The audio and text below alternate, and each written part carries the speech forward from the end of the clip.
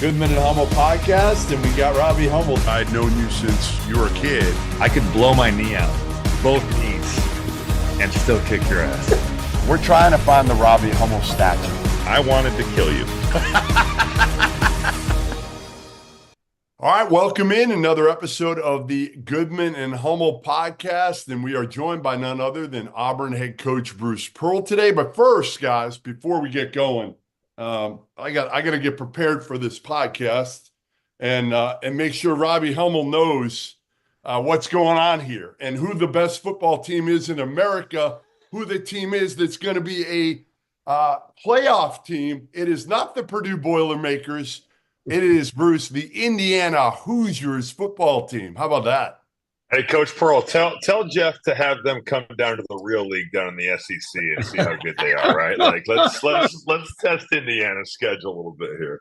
You know, Robbie, I you know what? I gotta kind of go with Jeff on this one, only in a sense that I think they're for real. And you know what I love about their story? I love about their story is their coach, who I don't know. I guess he would come from James Madison or somewhere. You're like, look, why are you all so surprised? Just look at my record. We've won everywhere we've been. Yeah. And I didn't think that was being boastful or bragful. Just look, we expect to win. I think it is a great story. Really? Hey, he talks a lot of shit, but he's backed it. I mean, he called out Michigan and whooped their ass last week, and he gets Ohio State in 2 weeks and called them out. But man, they've been whooping everybody's ass they've played. They're really good, really good. Yeah. Bruce, before we get into you going to Houston and beating them, let's start with the incident that happened on the plane. I called it horseplay. I got a lot of pushback on that. A lot of pushback. A lot of people saying, "Hey, listen, there was some audio that came out afterwards with the pilot talking about blood, ripped clothing, a fight." So what did happen on the flight, the first flight to Houston? Well, listen, I'm limited in what I want to say, but it was an unfortunate situation, but we are dealing with it head on. And, it's sort of an ongoing process. So I think that's the best way I can approach it. So we can't, if I gave you multiple choice and said, horseplay, shenanigans, a Donnybrook, or a full-fledged brawl, you can't pick one of those four, A, B, C, or D. Yeah, well, no, I think by in order to be in compliance with my leadership, but listen, we're going to handle it the right way. We're going to handle it the right way. In spite of a very rough start to our trip, we played in a basketball game in November that felt like it was March, and so we had a great game at Houston, a great atmosphere.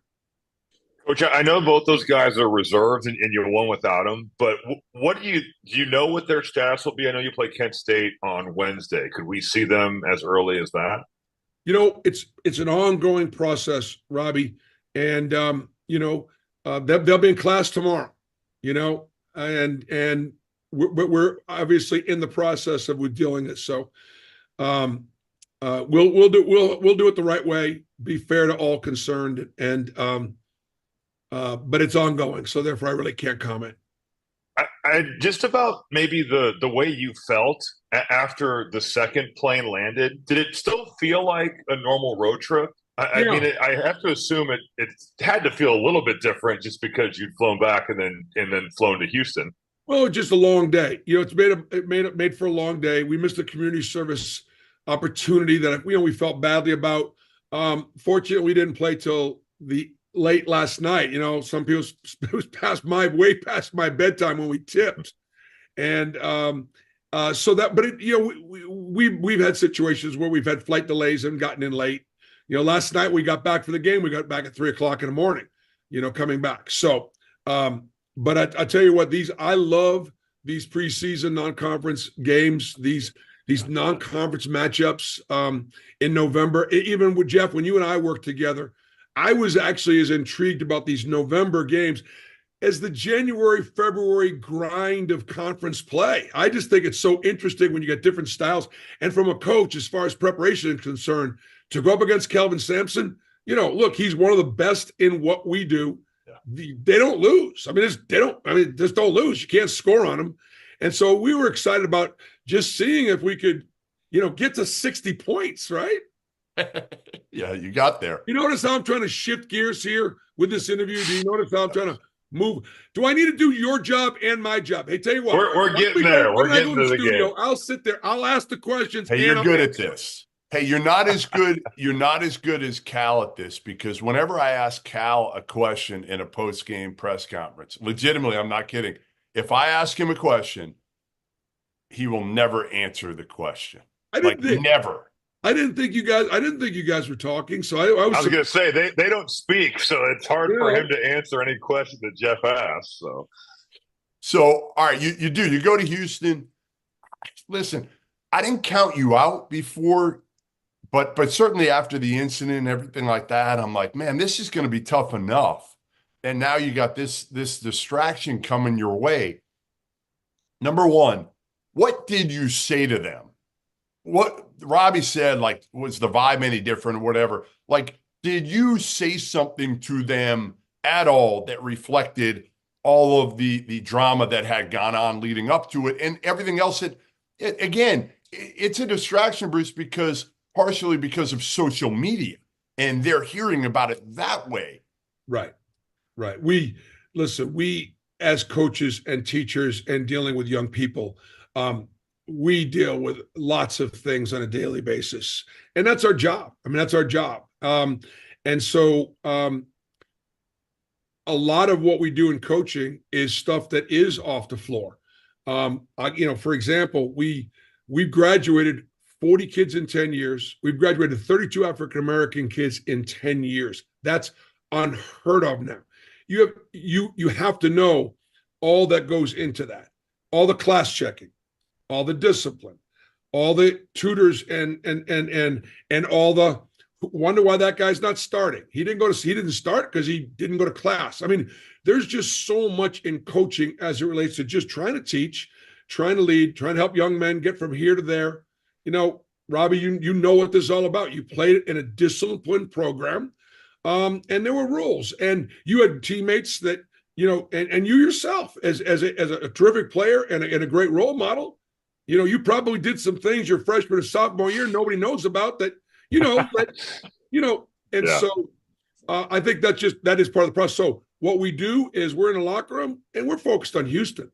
Yeah. We're focused on the substitution pattern.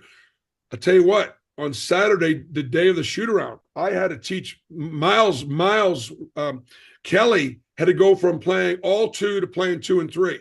Chris Moore had to go from playing 4 to playing a little bit of 3. We had to move some pieces around. And when you're playing a team like Houston and you're pressing them in the under basket out of bounds, and you put in a couple of new wrinkles to get ready for a team like that, it was really challenging to get the team on the same page, and they did a great job. The win was so impressive, Bruce. And I'll tell you what, I know you played great in the second half offensively, but I enjoyed the first half more in a way because of the defense, because of the toughness, because of the effort on both sides, Bruce. I don't know if I had seen, the first 20 minutes of a November game, first week of the season, played with that high-level defense. Had you? No, it was outstanding. I'll tell you what I love about the game. And this is what I think student athletes pay attention. That was as physical a game as we're going to play. There wasn't 1 ounce of animosity, unsportsmanlike conduct, nothing. Those guys expected to get checked out. And our guys expected to get screened. And I, Robbie, it would be like playing Bobby Knight or playing Indiana. You know what you're going to get. Yep. And when you're playing Bobby Knight team, they may talk a little less shit, but you know what you're going to get. And when you play Kelvin Sampson's team, you know what you're going to get. I hope when you play Bruce Pearl's teams, you know that we're going to play hard.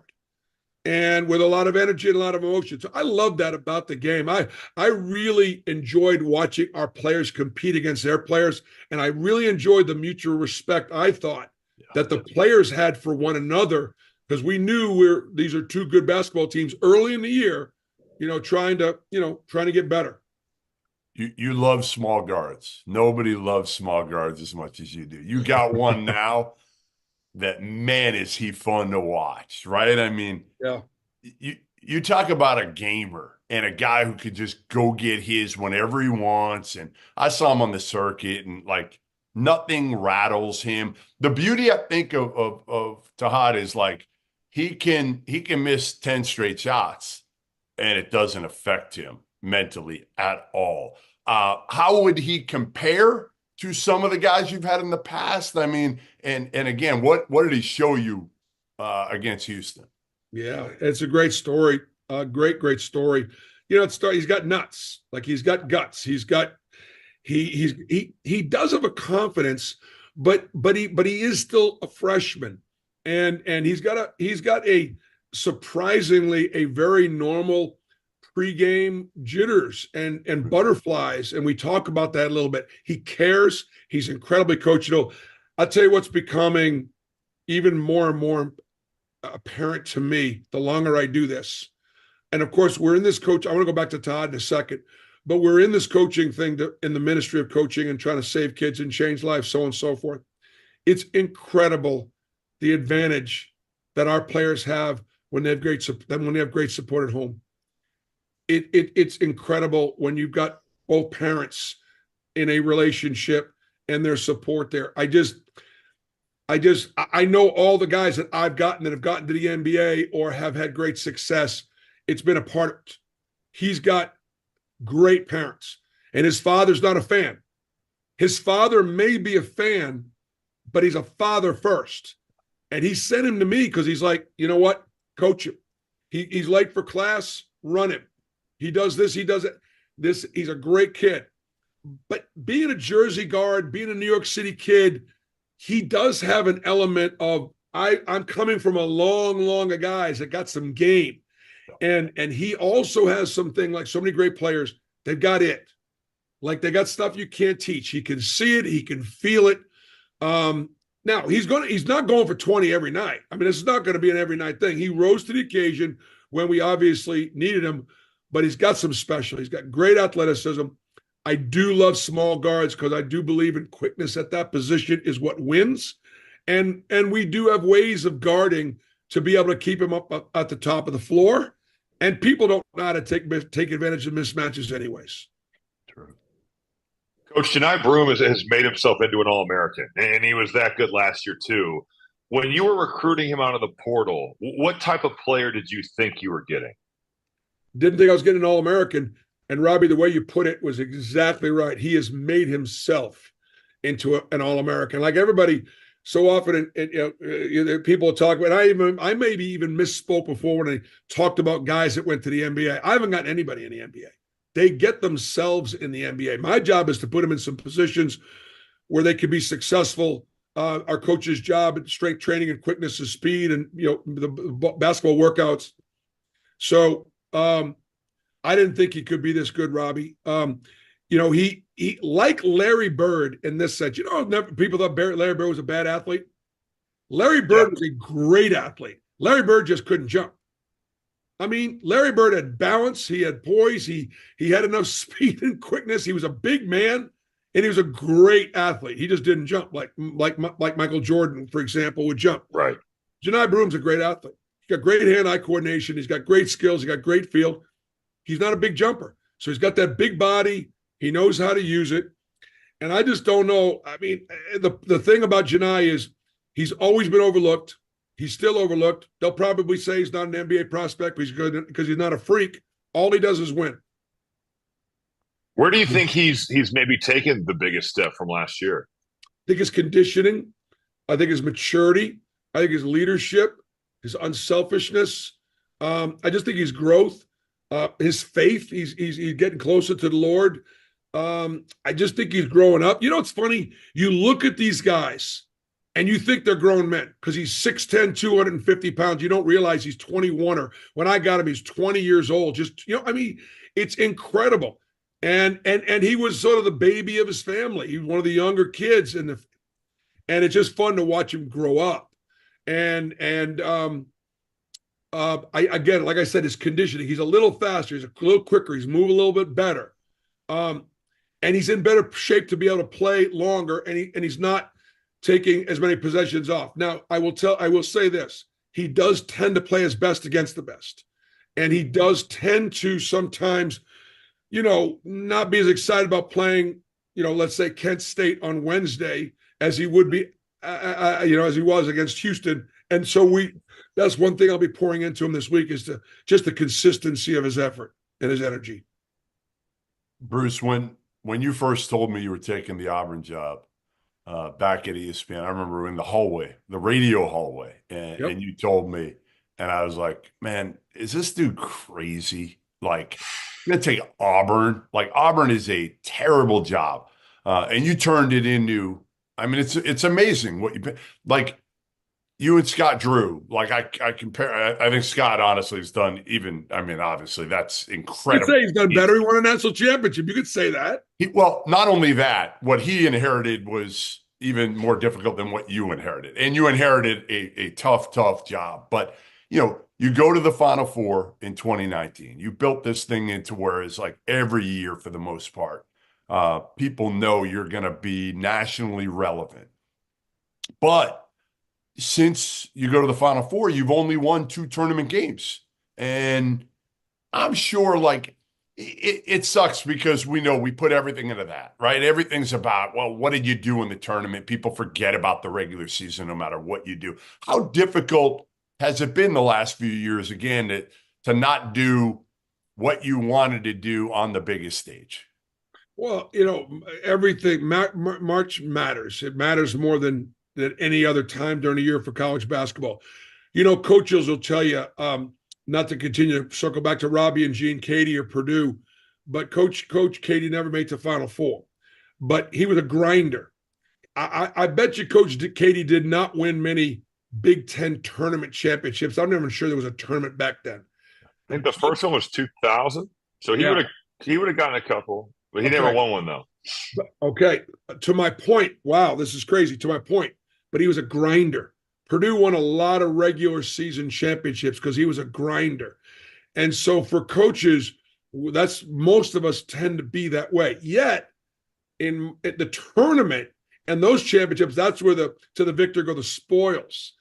And so oftentimes, sometimes your most talented teams actually cream rises to the crop in bowl season, in NBA playoffs, and it's a shorter season. Hey, let's get this thing together. And Coach Katie had really good teams, but he won championships and he didn't always have the most talent. But they played hard, they played together, they played tough, they respected every opponent, so on and so forth. So Jeff, I would say Jabari Smith, Walker Kessler, that team should have gone to the Elite Eight or the Final Four. We got upset by Miami, who had Kansas beat to go to the Final Four that year. Miami went on and won a bunch of games. That was one of Coach's best teams. No excuses. We should have won that one. And then last year really was the only then when we lost, we beat Iowa and then lost to Houston, and they were the 1 seed or 2 seed. But last year losing to Yale was very, very disappointing. We had played them a couple years ago. We knew how to guard them. They knew how we were going to guard them. They made shots. They made plays. We fouled them 25 times and sent them to the line 31 times. Oh. And so the game, we had just got done winning the SEC tournament, playing South Carolina, Mississippi State, and Florida in absolute fistfights. And then all of a sudden, 4 days later, you're going to be playing an Ivy League team, and the game was, just called differently, and we didn't adjust well to it. And as a result, we got beat. Coach, I know you're very realistic about your expectations. You're not going to get a better win in November than winning at Houston. That's as good of a win as you could possibly get from a, I guess, analytics standpoint or even an eye test standpoint. What do you think the ceiling of your team is? And, I know there's a lot of basketball to be played, but is this one of those teams that you feel like, man, we can make a Final Four and make a deep run? Robbie, I would say based on the game last night, the answer has to be yes. But I needed to see the game to be able to say yes. You just don't know until you get exposed, until you get challenged, you get put in that stage. I know how good Houston is. I know how good that program is. They're going to have a great year.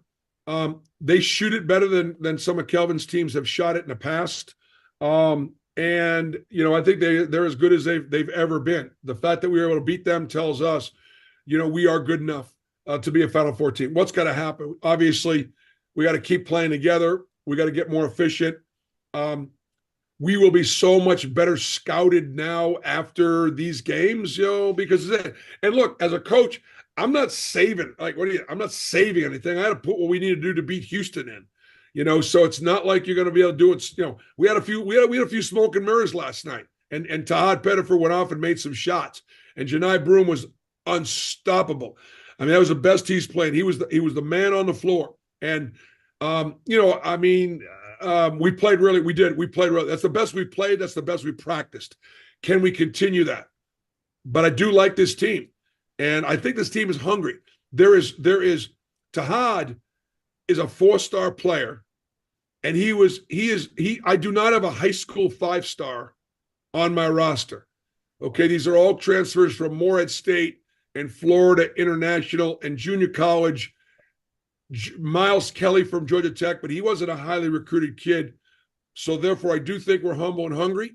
I do think we'll continue to play all season with a chip on our shoulder. We're not buying. We will never buy into having been crowned. I don't coach that way. I won't accept it. I've not done enough to accept it. We're gonna be hungry mutts. So what something had to surprise you, because it sounds like, again, you played better than you probably thought you were going to play going into Houston. Yeah, I think the thing that surprised me that was we were able to deal with their physicality. That we were as physical as they were. Yeah. And I thought, like you said, Jeff, the defense in the first half, man, it was hard to score on them, but it was really hard to score on us too. We had Final Four level officials on the game, so it was a really well officiated game. They called what needed to be called. It was, that makes a big difference. But we defended better than I thought we would. We handled the physicality better than we thought we did. And in the second half, offensively, we executed like it was March. I could not believe the spacing and the timing and the looks that we got at the rim, the inside out. Now, look, it helps when when Tahad is making shots. And we were able to get some great inside looks to Johni with some great passes. Things worked out pretty well for us. Coach, my sophomore year at Purdue, we lost to Duke, and they kicked our ass. And it kind of like showed us how we had to play going forward, I think. And it helped us in years after that. And it even helped us, I thought, we played a game against your Tennessee team in the Virgin Islands that was all toughness, and it helped us in that game. And the reason I only bring that up is because, do you think that maybe the Yale experience from last year, there's a lot of guys that are back. Are you a believer in the thought that, we went through that? No, we didn't want to lose that game, obviously. But we can learn a lot from that, and that can be a springboard for us because maybe we learn from that. Is that something that you subscribe to? Yeah, I do. I definitely do. It sticks in your craw all summer and everything like that. But I'll tell you, Robbie, we played pretty well against Yale. We shot over 50%. We controlled the boards. We turned it over a little bit too much, and we missed some free throws late, and they made a bunch of shots. So it wasn't like we didn't respect them or we didn't prepare. We played pretty well, just didn't play well enough. It absolutely sticks in your craw in the offseason. I definitely do believe that. By the way, I've never beaten Matt Painter, and I got to play him. I want to say never. We lost to him with you guys. I was coaching at Tennessee. It was a really good game, actually. Wasn't it? I thought it was a really good game. Yeah, no, you guys had a good team. Yeah.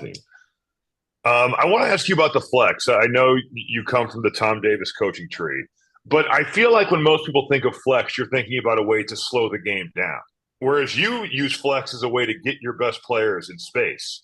So how did it maybe morph to that? Because like you watch Al Skinner, and we played against them in college, and it was unbelievable. First of all, the tightness, the crazy spin bounce passes, and they had like Tyrese Rice, who's like a EuroLeague legend, and just getting his game on. So how did you get your flex to go from being a man, we run flex to take time off the clock and make you break down to no, we're going to run this because we can pop back the screener and now he can play, or we can duck somebody in and now they have a whole side. How did it get to that?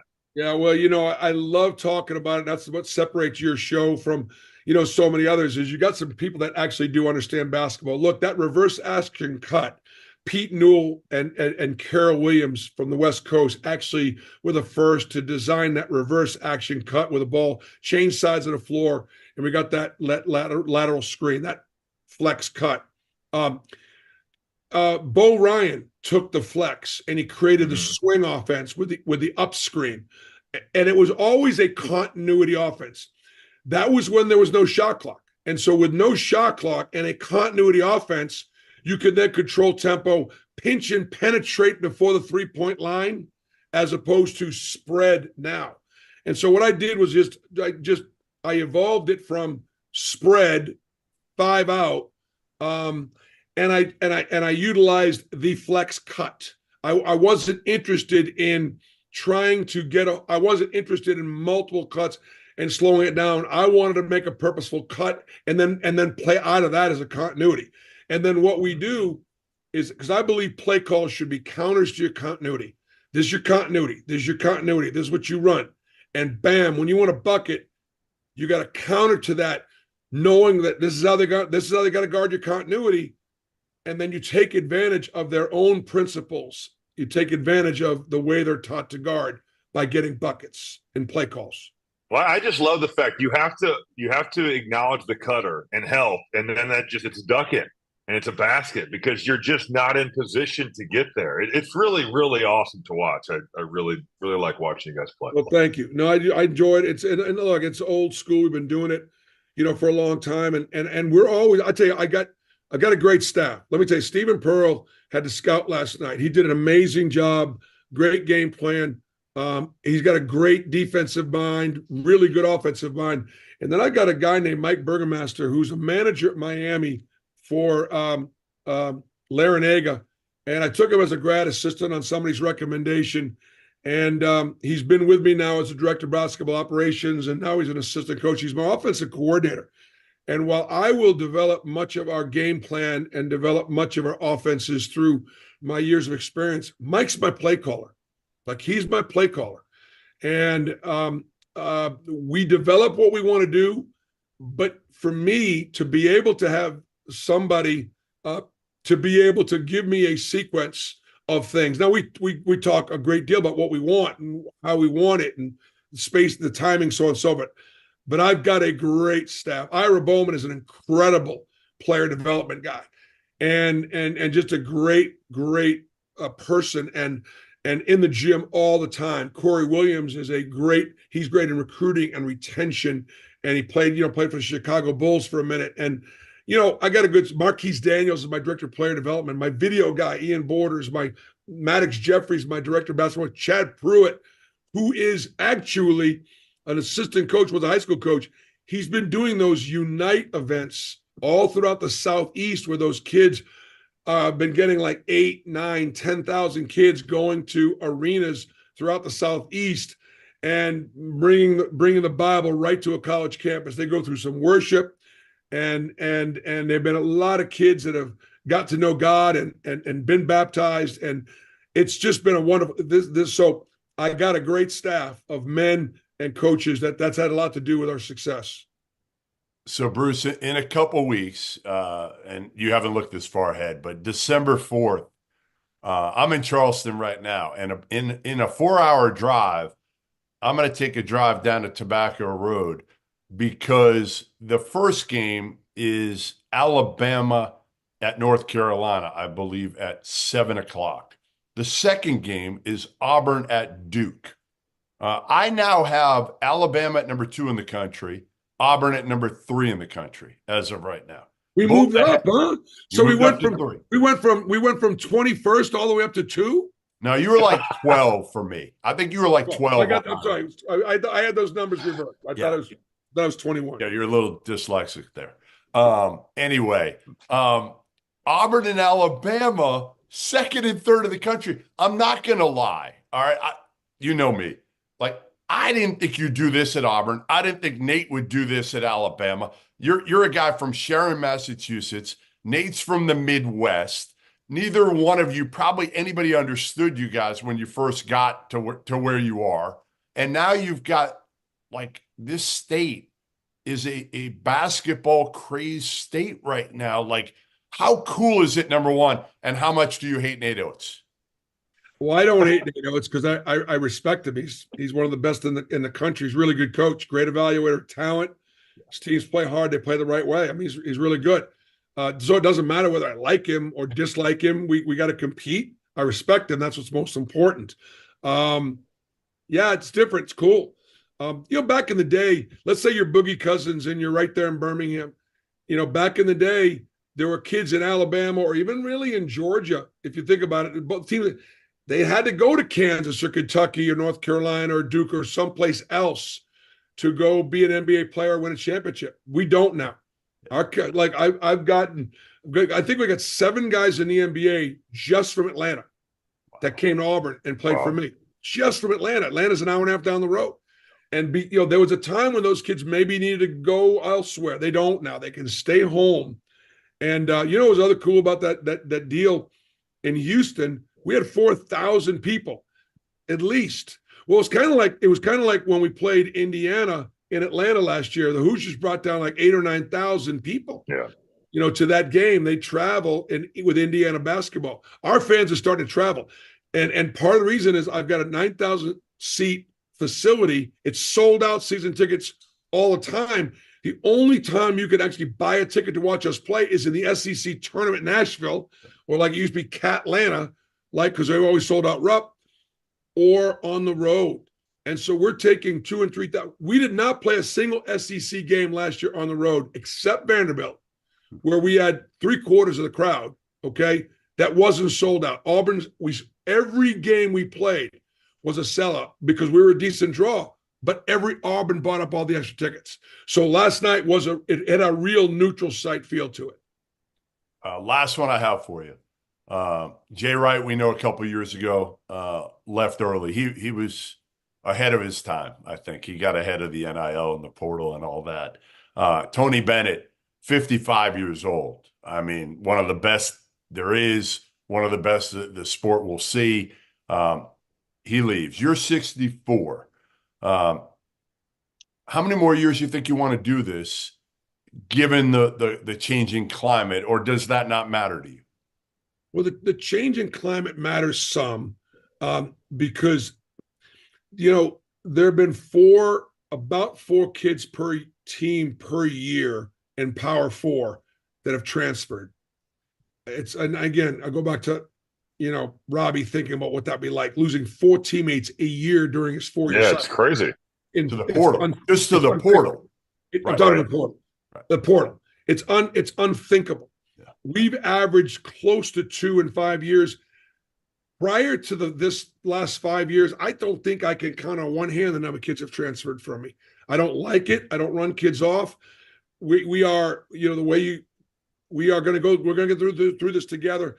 So it breaks my heart, quite frankly, most of the time when we lose kids. So, but the whole one-time transfer exception, I'm very much against that rule. I think it's great you could transfer one time, maybe without sitting out. But the fact that you can transfer every year and be eligible every year, nobody's graduating anymore. Every time you transfer your units, Purdue's not accepting credits from a whole bunch of other universities, and neither is Auburn. And so it's really going against, now the courts have said, based on some freedom of movement and different things like that. Well, guess what? The adults in the room have got to go, wait a second. This legislation may be right by the law, but we're not graduating kids. Sometimes we got to do things that are in the best interests of our kids. I like the grad transfer idea. I like the one-time transfer idea, but that should be it. That should be it. You want to go again? Because kids You want to go again, then sit out and get caught up academically, because by transferring, you're losing hours. And so it'll help graduation rates. Nobody's talking about graduation rates anymore. That's all we talk about. Prop 48, Prop 42, APR. Yeah. Don't talk about it anymore. APR is like, I think it's back, but I mean, how do you even APR? Like how can it even be a thing anymore? Yeah, I don't know. I don't know what it is. So for me, Jeff, what's the deal? As long as I can continue to be healthy and I can continue to be effective, then I want to coach. I could tell you, though, I won't be one of those guys that I can't believe he's still coaching. I mean, that's not who I'm going to be. And I think part of it is because, I've been shoveling snow since I was 5 years old.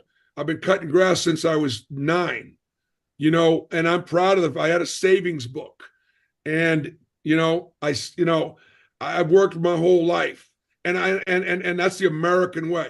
You know why? You know why we're such a great country? Because nobody in the world works like we do. Nobody in the world has set up a system of government and economy where if you put in the work, you can do it, and anybody can. And so, we do. But the thing about it is, I would not do this unless I gave it 100%. I don't think I could do it. Oh, well, you know what? You're getting a little older. We'll do this and we'll do that and back off a little bit. And I just don't know that I feel like a responsibility to my coaches, my players, and the university. So as long as I am effective and healthy, I'm going to keep coaching. All right. Lots of horseplay there from Bruce Pearl. Lots of horseplay. So, Bruce, appreciate it, man. Always good talking to you. And good luck this week against Kent State. Well, it's great to be with you, Jeff. And Robbie, all I had to do to get invited to this podcast was beat the number 1 team in the country on the road. That's all I had to do. And then I jumped from 21. You get every year. Hey, that's BS. Every year. And usually we talk about, Rob, Bruce and I co-hosted a radio show on Sirius. Yeah, no, I know.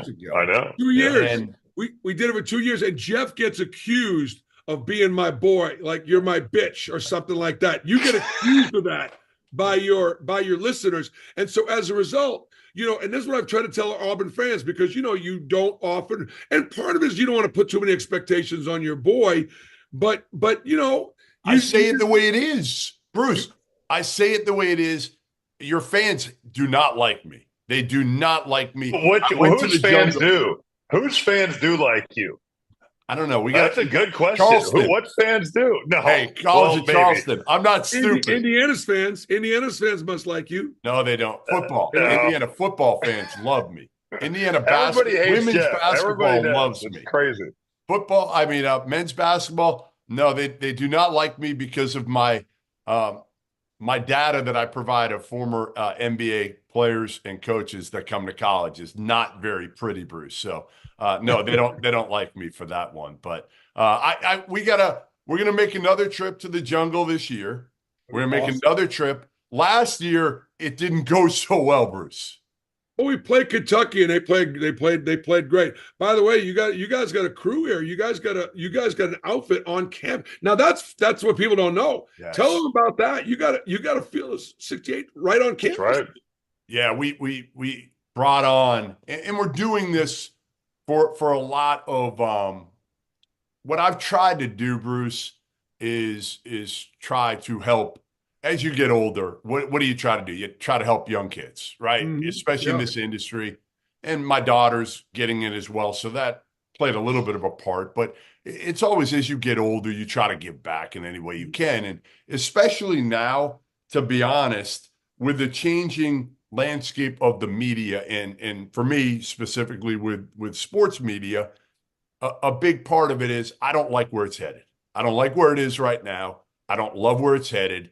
I think a lot of people, again, and I'll give a couple examples to this right now that I know you can just kind of keep quiet on, but, a guy that you know well, Todd Golden, is going through some accusations right now.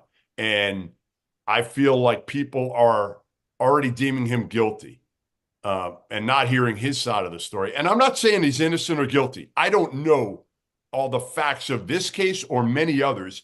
And I feel like accusations, sometimes people immediately just say, he's guilty. They're guilty. Terrence Shannon Jr., a year ago, they did that. And what ended up happening, right? Terrence Shannon Jr., eventually the truth came out and he wasn't guilty of anything. So my whole thing is trying to help the media these days, trying to educate them, trying to help them to sources for a story before you put it out there. And yes, do I put my opinion out there? Am I an idiot sometimes and have fun? Absolutely. Lit Hummel shaking his head.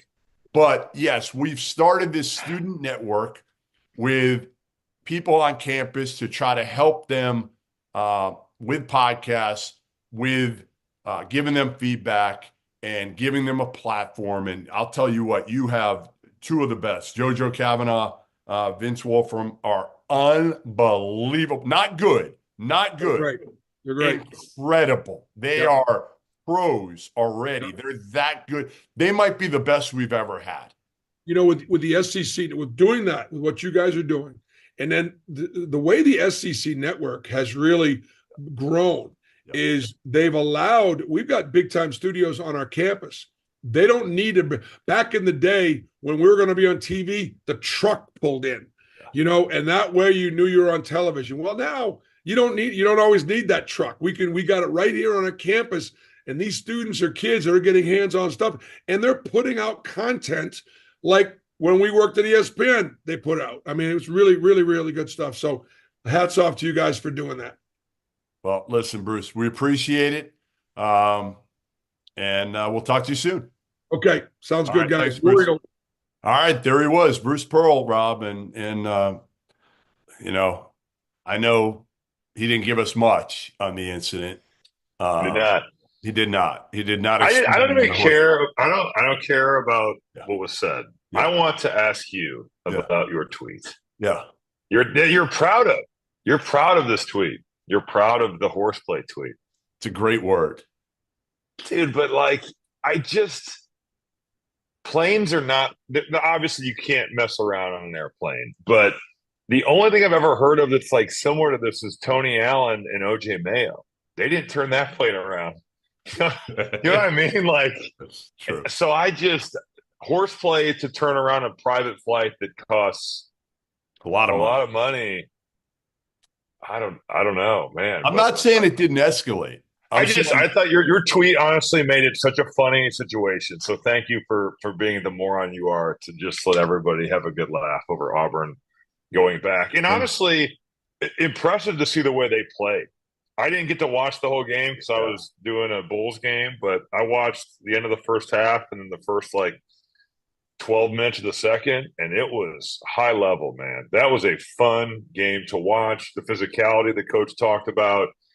And just man, you win a game like that, you have to have some serious stones.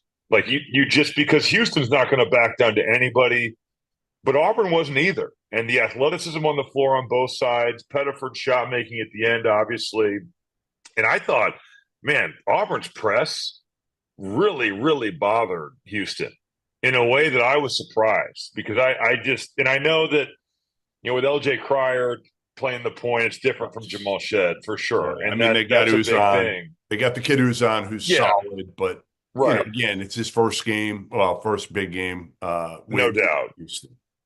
But I was really impressed, and your question about the Auburn Alabama thing is a good one because it's those are such football traditional places where, man, they flipped it. I played in a game in Alabama my junior year, and Mark Ingram won the Heisman 15 minutes before the game started. Really? And the crowd was okay. We were in the top 5 or 6 teams in the country. You'd think any SEC road environment would be wild. It was okay. It was a decent crowd. But when Mark Ingram won the Heisman and we were all on the floor warming up, man, it was insane. Really? And then it was just kind of the game's going on too, So to see what it is now, man, it's changed a lot, and it's a credit to those 2 head coaches for flipping it. What is your favorite word if you had to use a word other than horseplay, do you like shenanigans? See, Do you I don't like the word breakage? horseplay because I got a very, very weird piece of fan mail that I still have with some very inappropriate stuff inside of it that talked about horseplay. I bet it was written in cursive perfectly, an entire page front and back. I mean, and it was like a perfect handwriting. And it said horseplay like legitimately 75 times. And it had like a paragraph on how to give teammates wedgies. Like this was like the weirdest. But the funniest part was the end. There was a line that this dude wrote. I should pull it up and read it word for word because it's totally insane. You still have it? Yeah, I took a photo of it. Yeah, you got to find for next pod. Next pod, all right, next podcast. But it talked about Ryan Smith and how good his butt looks in certain jeans. It was the craziest thing. I don't know who sent it to me, and then there was a bunch of pictures from a magazine inside. It wasn't signed by anybody? No. It was an anonymous letter that was sent to Mackey Arena that was left on my chair in the locker room. It might have been Dawson. It might have been Dawson. No, this is like some like psychopath shit. It really was. The letter is off the chain, but the ending about Ryan Smith and how good he looks in certain like jeans is the funniest thing of all time. So I don't like horseplay because of that. I don't like that word. My favorite, honestly, and I used it. I had a little fun. I did. I had a little fun with this thing. Donnybrook. Donnybrook is my favorite. That's not even good. It's a great word. That's not even Donnybrook? Good. Come on. What is it? A Donnybrook is like turns into like a scuffle. A that scuffle. Sounds like something that would be said at like a Catholic private school in Boston in like 1975. That's what I think. That's what I think that came from. With a Donnybrook, it could be like a Donnybrook. Could be like when Pedro Martinez threw down Don Zimmer.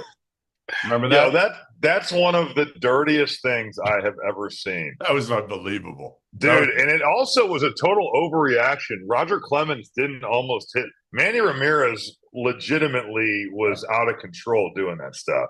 And then Pedro just threw down Don Zimmer. That was awesome. He was protecting himself. Dude, he's 85.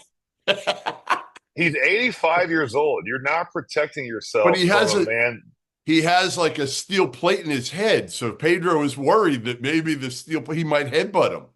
Pedro was thinking, I am going to legitimately kill this old guy. I love Pedro Martinez. He was an awesome pitcher, but man, that was some savage stuff right there.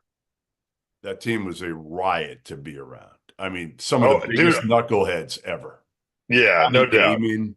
Johnny Damon, obviously Kevin Millar. That was crazy. I found the letter really quick. Go ahead. Go ahead. Give me your highlights from the letter. All right, there's a line that says can I tell you this? Wait, can I tell you this? Before you speak, the fact that you found this letter as quickly as I have it in my iCloud. It's disturbing. It's really disturbing. Can you see it? I mean, it's like I don't know if you can. Yeah, that's beautiful cursive. Beautiful. It's unbelievable cursive. Yeah. There's some really inappropriate things in here. Okay, but this part is funny. God. This is like a random part, and then I got to read the last line too. Other college students and high school students today will enjoy that same camaraderie today that you did. Talk to them about participating in that type of horseplay.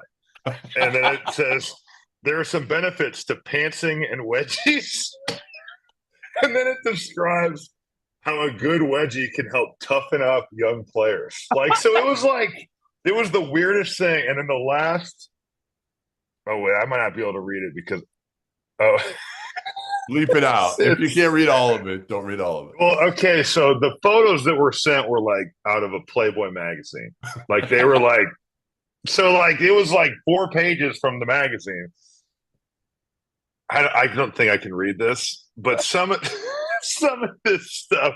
All right. The last line though is that it says both of you should wear Levi's jeans on dates that are snug in the ass end. And then it says in quotes, you have nice looking asses in Levi jeans. We need to track down.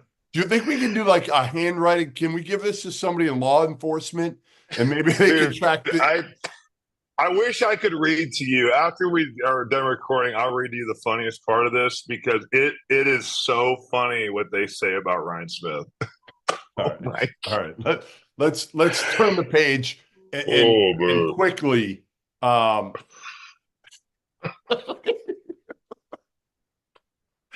so wish I could read this letter. It would take me like 15 minutes. It's so much, but it is the craziest, funniest thing I've ever seen in my life. Maybe we'll put up excerpts of this letter for next. It's so good, man. It'll increase the readership and subscribers. That's for damn sure. All right, man. Champions Classic tomorrow. Duke, Kentucky, Michigan State, Kansas. It's going to be weird. I'm going to be there in Atlanta, and it's going to be strange because what we started with was what? K, Calipari, Self, Izzo. Well, K obviously was replaced by Shire, and now Cal's not there anymore. And instead, we got Mark Pope at Kentucky. It's going to be strange. I think when K left, it was a little weird, but like you still have the other three. I don't know if it's quite going to be the same without Cal. Just because of the personality and everything. But I think as long as those teams continue to be good, but you're right. You had like four gods, coming in there to coach the teams. And I guess you could have taken Villanova, I suppose, like with Jay Wright after they'd won. Yeah. But those were the four like biggest name coaches in the sport. So it's changed. Yeah. But it's still a cool event. I wish it was on opening night because it would be like, it would pop.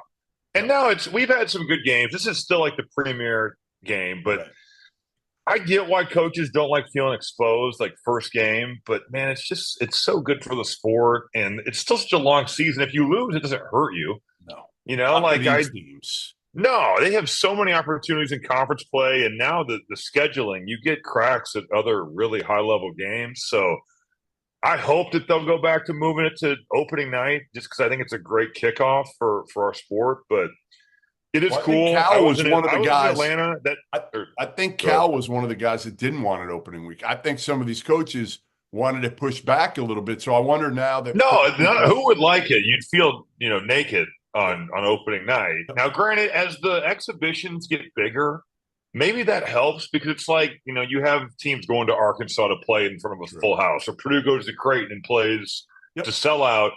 That building in Atlanta, they've really done a good job. I was there 2 nights ago, or last night actually. That they've done a good job with State Farm Arena.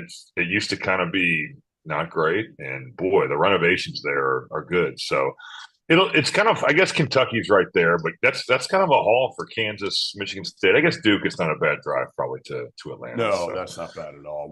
It'll be a good event. Most? What's the one thing in this night that you're saying like, okay, this is what I want to see? I mean, Cooper Flag, I think, at the highest level, but from a Big Ten slant, Michigan State hasn't had the greatest success in some of these non-conference bigger games and events. So to see if they can, with a reloaded different roster, get what would be just a massive win. Kansas is as good as anybody in college basketball. So I'm interested by that. Michigan State has not had, I'd have to go back and look, but I don't know what their last marquee non-conference win is. It's been a while. It has. For me, it's Kentucky. It's Mark Pope at Kentucky going against Duke. And what if he could somehow pull off the win here? What would Big Blue Nation do? Like, they've already, you and I talked to him a few weeks ago, and his personality, he's revered there, and to bring back one of their own who understands. But it wasn't like that initially. There was like 36 hours of them being pissed over Scott Drew. Yeah, I think you're right. No, they were not like immediately. They were not true. That's true. All on board. Yep. Now, granted, there's probably a vocal minority. Like, he is revered there, but there was some definitely we swung and missed at some of the biggest fish in the sport. It's amazing to watch, and we'll see it on display tomorrow night against Duke. But just the difference in the offenses between John Calipari and Mark Pope, it is so significant when you see it, and you see all the shooting on it. Even now, you look at Calipari's Arkansas team, they can't really shoot it well. And what does Mark Pope put together? Like, they're going to shoot it a ton. They're going to have enough shooters. Now, they got some guys that are challenged.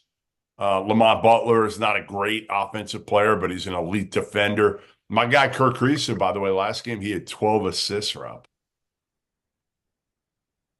Yeah, no. But think about the way they play. Yep. And they got shooting all around them. So, Right. like, if you just make the right play, you're gonna have opportunities. Sorry, I had to take my AirPods out. Yeah, you've had a rough day. You've had a rough day, haven't you? We can't even hear you now because you're AirPods. Nothing. We got nothing from you. Well, I'm gonna translate for you, unless they got any more juice. It's probably a good thing that we can't hear Rob. But basically, what he did was he lost his AirPod case in the airport, in the plane. So he had it where you could do Find My AirPods, and this is the best Robbie Hummel sounded in, honestly, years since we've done this. But yeah, his case is still sitting somewhere on that plane right now, and he is not happy about it. Then he got to the hotel in West Lafayette, and yeah, Dude, it's been one of those days. Like, it really has. And like, what the frustration is of you realize you made the mistake of leaving something on the plane, and you can't go back on because it's a safety threat to the plane. I get that. But Find My iPhone is like, it's showing that my case is on the plane. I know it's like wedged in a crevice, but the flight attendant looked, the gate agent looked, they said they ripped the seat apart. they did. But I'm just like, no, they told you they looked. They told you they looked. They went back 2 or 3 times. Yeah. Do you know how demoralizing it is walking past security and knowing you can't return, just like leaving your case of headphones that are, they're not cheap, but like I don't know. It was. I'm pretty sure the flight attendant was an Indiana fan, so they decided they're not looking very hard for your iPad. That might be, but maybe my case is just crossing the country right now, unknown where it's at. It could be. All right, listen. Thanks to everybody for watching. Make sure you subscribe, because if you don't, you're going to miss more excerpts about Rob Hummel's Levi's and how tight they should be. I'm telling you, some of it is so funny, man. We'll read a couple more lines next week. I think we do it every episode. We read a couple more lines from this guy's poetry. All right, whatever we'll do that. That'll be nice. I like that segment.